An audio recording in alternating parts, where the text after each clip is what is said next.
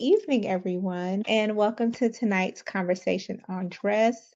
We're so glad that you are joining us this evening for what's going to be a very informative session tonight focused on the Stella Blum Student Research Grant. And we'll be hearing valuable tips from our great speakers tonight on how to build a standout grant application. So I'm thrilled to have Nora Ellen Carleson, our VP of Grants and Projects, joining us this evening. She is also the curator of fashion and decorative arts at Historic New England, where she oversees a remarkable collection of over 125,000 objects in 38 historic house museums. And then we'll also be joined by Talia Spielholz, who's the chair of the Stella Blum Student Research Grant Committee, and she also serves as assistant curator of costume and textile arts at the Fine Arts Museum of San Francisco. Her work explores the rich intersections of fashion and textiles, gender, and cultural narratives, and her writing has appeared in two major publications released in 2024. So we have a standout panel tonight that's going to walk you through all of the tips that you need for your application. So will you all please help me welcome both Nora and Talia? Well, thank you so much for coming today. This is an interesting award that I know either you or perhaps a student of yours would be interested in applying for. So just a little bit of history about the Stella Blum Student Research Award. This is a grant for either a current undergraduate or graduate student conducting original research on North American costume. It's a $3,000 grant that is funded by the CSA endowment, and it's usually provided annually to a student. There's an additional stipend of $600 for the day of presentation at our national symposium. And of course, this grant was first awarded in 1987, and it is in honor of Stella Blum, who, as many of you know, was a costume curator, educator, writer, scholar, founding member of CSA, and of course was instrumental in both developing costume and dress as a study, as well as setting the Costume Institute at the Met up. One quick note about the CSA endowment. The CSA endowment does fund many of our grants, awards, and honors. And if you ever feel like you would like to donate, you can give any amount at any time. Every little bit helps. You could also set up a recurring monthly or annual payment, maybe give a sum in honor of a fellow member, or even put CSA in your estate planning. So every little bit helps, and it will fund students in the future as well. So I will move on to Talia. Hey everyone, thank you Nora, and thank you everyone here for joining us. So I'm just going to briefly go through the requirements. I know it's a lot of bullet points, so I'm kind of just going to give a little bit of an overhead, and we can talk a little bit more in the question and answer period. So you have to be a member of CSA and in good standing in order to apply, and you have to be matriculated into an accredited university program. Your research topic should also, as Nora said, focus on an area of North American costume research. There's sort of strict allowable and non-allowable expenses. I'm going to leave that to the bullet points, and if people have specific questions, we can discuss that in the Q&A. But generally, the allowable expenses are going to be transportation from the areas where you are researching, so the sites that you're researching, any living expenses if you're living at home or if you're living away from home or at a school, and any supplies, rights, reproductions for images, charges associated with your research. Those are all allowable expenses. Nora, if you can go ahead. Great, thank you. So it's a pretty robust application. And Nora is also going to go through how to find all of this information on the CSA website. So don't worry if you're not getting it all right now. It's all available on the website. So there's links to a few forms as well, and those are highlighted in yellow on this slide. So we're going to need your contact information. We're going to need a project proposal, which is 1,000 words in total, and that does not include your bibliography. So that is not included. Your bibliography is not included in that 1,000 word total count. We're going to need a budget and an introduction to the research, your qualifications, the name of your supervisor, and a projected schedule and sort of feasibility of your project. So that will also include the purposes, the impacts, and the goals of the research. And it really has to be sort of fitting into the larger field of costume studies in North America. And we're also going to need transcripts. Those can be unofficial transcripts if you're still in school and you don't have the official ones yet. 2 letters of recommendation, one from your project supervisor and another from someone who's familiar with the research that you're doing. We'll also need letters, and those can be, emails or written permissions from the sites where you're going to do your research that you're able, or where you intend to do your research, that you're able to conduct research in their facilities. We're also going to ask for a CV. So that was a lot of information, and there are a couple different ways that you can find it all online, and it's that verbatim. Of course, you can start by going to our website, costumesociety.america.org, and what you're going to do is go to the main site and then hover over resources in the top, and then you're going to click on grants, awards, and honors. From there, you will be taken to the general page for all grants, projects, etc., and you'll click that first one for the Blum. Again, it will have an entire page unto itself where you can find all this information from each either eligibility, application, rubric, etc. You can click the arrow and that information will drop down. It has absolutely everything we're going to talk about tonight, as well as contact information directly for Talia. But of course, if you have any questions, you're always welcome to email really any of us. Another way is if you happen to be in your dashboard, you won't be able to access things like application forms that have been filled out or committee's proposals, but you can always get to the application information as well following your grants, awards, and honors hub. So Talia, over to you. Sure. And this is, I think, where a lot of the questions are going to sort of come from. So these are ways that you can either help your students prepare a strong application, or that you as students applying can prepare a strong application. So we really ask that you ensure that your project is doable and feasible within the allotted amount of time. You have 1 year to conduct your research before you need to report on it.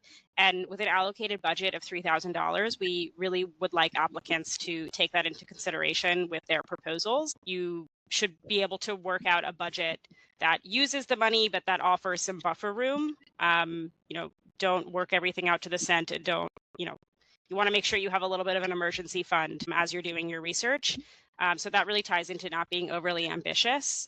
We love the ambition that we see in applications, but this really has to be completable in that year period with the $3,000.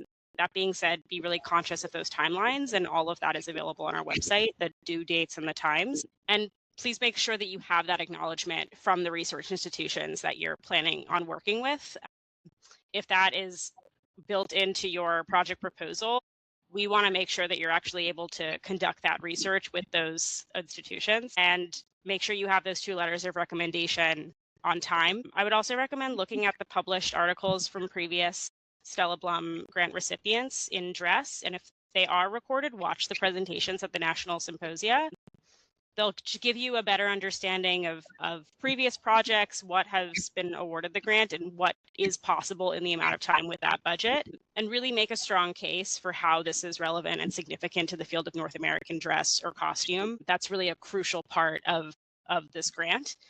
We also want to see a strong bibliography, and because this is not included in the word limit, you can include all of the sources that you use. Please do. Please make sure your citations are formatted correctly, and please proofread. So not just yourself proofreading, but please make sure that you're asking your academic supervisor to proofread, or another trusted academic advisor, even if it's not your supervisor for that particular project. While the structure of your proposal is not the only thing that we're looking at, we do want to see that you're using the correct grammar and that it's formatted in a way that is clear. So some of the most recent winners, we just wanted to feature them and their work here.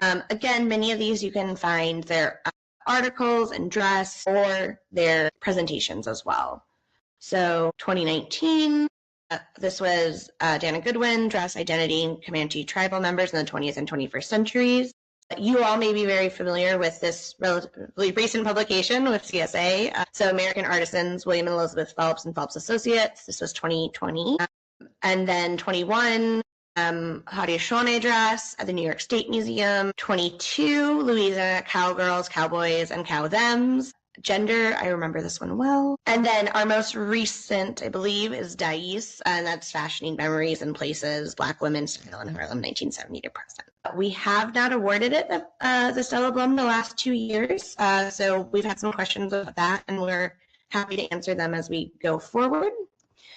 There are, of course, very important dates to know. The first date you absolutely need to know is that the deadline for applications is June 1st. This will not be extended, so June 1st, 2026. And then we plan to notify by July 15th. So after, if you or your student has been awarded the Blum, we then ask that the project advisor signs a grant letter of agreement, and half of the funds will be sent, and the research has to be begun no later than September 15th of the year. And then you have 1 year for completion. The second half of the funds are sent upon completion of the project, as well as the receipt of the summary and an expense report. So that summary or article then has to be sent to DRESS no later than July 1st of the following year, and that would be after their presentation of their project at the CSA National Symposium. We also ask, as we do for pretty much all of our honors and awards, that the winner publicly acknowledge CSA for lectures, publications, or anything pertaining to the project as it moves forward. So we wanted to make sure you had plenty of time to ask questions. I'll leave this up for a minute or so, but this is our contact information for both Talia and I. If you have questions that you are uncomfortable asking tonight, or if something pops up after this and you have a question you'd like answered. Okay, I see a question from Angela. As a PhD student, would you recommend focusing on one section or chapter of a dissertation, as the total research has already begun and would continue after the 1 year mark? Yes, I would absolutely recommend focusing on only one section or one chapter. As you know, as a PhD student, your work is going to continue beyond that 1 year. And because this is, just a year or maybe less than, depending on when you start your research, you really don't have enough time to research all of the chapters of your dissertation. So I would definitely recommend focusing on one section or one chapter. That being said, of course, we would like to know project within what you're focusing on within its larger project. So your entire dissertation will give us a better sense of the overall contributions. But of course, narrowing down is ideal. Yeah, you can always give us the fuller context of what your research is, and that's helpful for us. But in terms of what your budget could be, or the proposal for how you're going to use those funds and the time, best to do one section. We have another question from Natalie. Would you categorize this as a research travel grant? Thank you so much. It definitely could. Go ahead, Nora. I would say it definitely could be. Hi, Natalie. Thanks for coming tonight. It, of course, can be, but luckily, this is, again, a relatively broad grant. In the past, I know people have used it for rights and reproductions as well as they move forward. So yes, just, be mindful of everything that the grant does not support financially. And that's all laid out in the bullet points. Talia, anything else? No, I think that it sums up exactly what I was going to say. If the travel fits into what is allowable in the expenses for this, then it can be considered a travel grant. But as Nora said, this is a pretty broad, you can use this pretty broadly. We will, hopefully we will not be extending deadlines. We haven't had to extend deadlines recently for the Blum. And we're moving forward, we're hoping that with some possible changes to other deadlines and also broadening the reach of sending out notifications of these applications, that we will not have to extend deadlines. So please stay with June 1st. That's the deadline. I will say, again, all the information on the website is incredibly helpful. One of the things that I know people have done in the past when applying is printing off all the requirements and then making themselves their own checklist so they can make sure everything's done together. We do ask that it is together as one PDF document, and there's a form for that, as well as the forms for the 2 letters of recommendation. So make sure that if you are applying or one of your students is applying, that you go to our website and look at all of that information. And there is a rubric on the website as well. So it just tells you essentially how readers will score applications. So having that rubric handy for your proofreaders or for your academic advisor might also be helpful in terms of how they're thinking about, if they were to grade your project on that rubric, how would they grade it? And, getting 5s across the board, I think it goes up to 5 is the ideal. So it's also good to have that rubric handy. And I'll say, as with any of our awards and grants, and also those that read the abstracts for the symposium, we have a very broad group of members who volunteer to help us adjudicate these things. And so being as thorough in defining your project is helpful, because many of the people adjudicating may be in the field of theatrical costume, or they may be in the field of 18th century dress, and you're doing something in 20th century. So it's to be mindful of the fact that while everyone adjudicating is associated with North American costume and dress, they aren't necessarily experts in your individual niche of the dress. I think that's a really great point, Nora. But this grant can also be used for costume design students, for fashion history researchers. So your proposal can be whatever your research topic it is, but I think that is a great point. Just, give us readers a fuller context of what you're working on. And it does make a much stronger application for sure. I do have a question. I am curious, in you all's experience, what are some of the common mistakes that you see in applications that people can just be aware of, so they keep that in mind as they're working on their application for this year? Do you want to take that time? Sure. I think not having a well thought out budget has been something that has come up recently. $3,000 sounds like a lot of money, but it really only goes so far if, and you can use that money in a myriad of ways. Rights and reproductions can be extremely costly. So really, please do your research. Please communicate with those institutions ahead of time about how much everything is going to cost. Travel to collections can be extremely expensive. If you're paying interviewees, that can be extremely expensive depending on how much you're paying them. So I know $3,000 really sounds like a lot of money, but it goes away very quickly. So please have a very well thought out budget, and please do your homework as to, how much money you're actually going to need.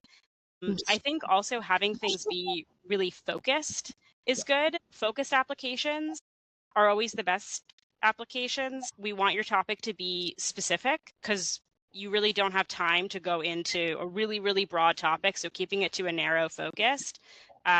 We also do want to know a little bit about how you're doing your research. And I think that kind of factors into your proposal more broadly, again, into your budget, but also into the fuller context of how this fits into research on North American dress. We want to know a little bit about your method and your sort of process of research. If you're interviewing people, let us know. If you are doing, really close looking at objects, if you're measuring things, if you're doing historical reproductions, let us know all of that information. You can have a separate methodology section in your application if that makes sense for you. I've seen successful applications that do not break things down into different categories, but I've also seen successful applications that break everything down into categories so that a reader can look and say, okay, and here is their proposal, here is the question that they are trying to answer, here is their series of research questions, here is their method, here is their plan for what they're going to do in the allotted time. I would add that I think one of the issues we've seen in the past from applicants, and Talia's already mentioned this, but really overly ambitious, not just in terms of how far $3,000 will get you, but the amount of either objects at one or two places in one city, or the amount of research that they're hoping this can fund. We all know that as we get into an archive or start working with our questions or methodologies, it takes longer than we think. There's always more. So making sure that, again, this tight focus is there, because while it's wonderful to hear all of the things that someone wants to research, all the places they want to go, the reality of that is what we have to end up asking ourselves. Can the student do that? And that, the if awarded, the Stella Blum grant can fit into a larger research project. So if you're working on a PhD dissertation or you're working on a larger research project that has multiple components, multiple research needs, this can just be one small part of it. So if you are conducting interviews as part of your dissertation or part of your project, this can just be for the interview section. The Stella Blum grant does not have to cover all of the research that you're doing for the entirety of a larger scale project. It just has to cover one section, one fully fleshed out section of that larger project. And those are definitely the strongest applications. The other thing I would add is now escaping my brain, actually. It's gone. And we can emphasize that you're required to publish in DRESS, and we have wonderful editors who will help you with that process. They're extremely helpful, I think, maybe once or twice a year, and also at the national conference. They run typically programs for how to apply. So if you have questions about that, you can always reach out to them. Their information is on the CSA website as well. And if you're going to be at the national conference, they will be presenting there. I believe on CSA's YouTube page, there's also previous videos of, I think, similar to this, conversations on DRESS, how to apply, how to, write a strong proposal for an article. It's also a great opportunity to be published in DRESS, especially as a student. It's a really great thing to be able to put on your resume. So it might seem like a little bit of a chore, but it's really a great opportunity to present the wonderful research that you've done. Mm-hmm. I would also add that, many of the individuals who have won the Blum have gone on to not only publish, of course, in DRESS, but have gone on to publish that work in either edited volumes or in their own books, whether it's with Bloomsbury or with our press with Kent State. So this is also just something that, of course, looks good on your resume, but is a really good stepping block to move forward in publication as well. And I did remember what I was saying about earlier. If you are conducting human research, we do need your university's IRB. And so that it's been signed off on, that you understand working with human subjects and follow all of those guidelines. Excellent point to add in, Nora. And I know, of course, there's like standard IRBs, but some universities or colleges do it all a little bit differently too. So make sure to take a look at your university IRBs as well. Oh yes, Kristen just posted about Hannah. So I think if any of you, her pocketbook came out not too long. And again, all of the DRESS articles from previous Blum recipients are going to be available for reading. And I think Kristen also put the page where you can watch all of the recordings from the symposia. And I really do recommend watching those and reading the articles. It's just a great way to understand what we're looking for. Okay. Of course, as we've said, feel free to email us if you have any questions. You can find Talia's email right there on the website, and you can track me down as well. And I'm going to add my email into the chat just in case. I would also recommend, in the past, I've had people who did not receive the grant email me and ask to talk about their applications. If you apply and you don't receive the grant, you're not awarded the grant, my co-committee members are all more than happy to talk to you about your applications. So please feel free to email me or Nora if you don't receive and you want to apply again the following year. You can always reach out to any of us to talk about your application. We're always happy to do that. And of course, we do have our member directory. So if you want to find past winners and maybe reach out to them.